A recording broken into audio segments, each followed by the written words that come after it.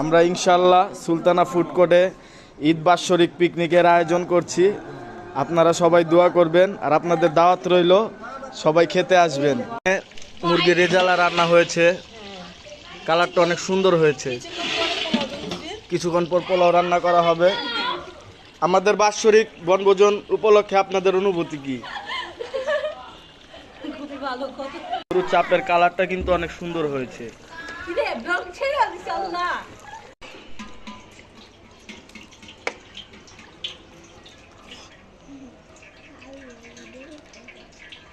চলতেছে।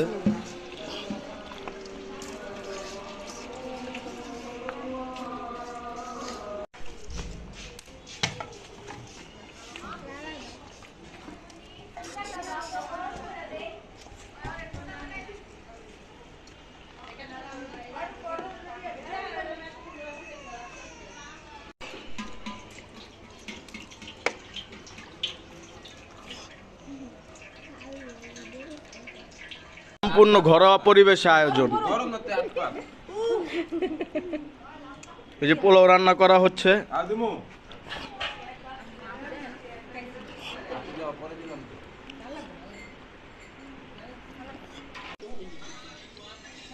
বাজি, আমাকে যে এত বড় একটা আয়োজন করা হইতাছে সুলতানা ফুড কোর্টের উদ্যোগে, আপনাদের অনুভূতি কেমন?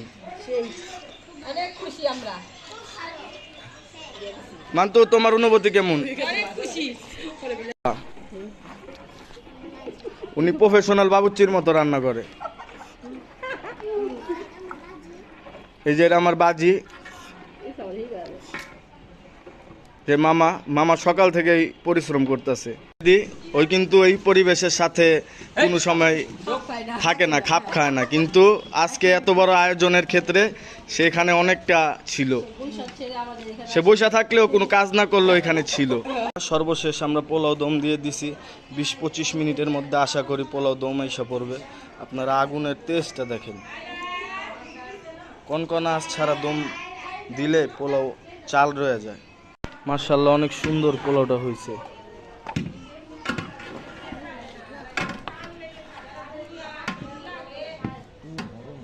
দেখেন আমাদের সব কিছু রান্না হয়ে গেছে। এটা হয়েছে গরুর গোশতের চাপ, এই যে মুরগি, দেশি মুরগি, এই যে এখানে আছে পোলাও। দেখেন পোলাও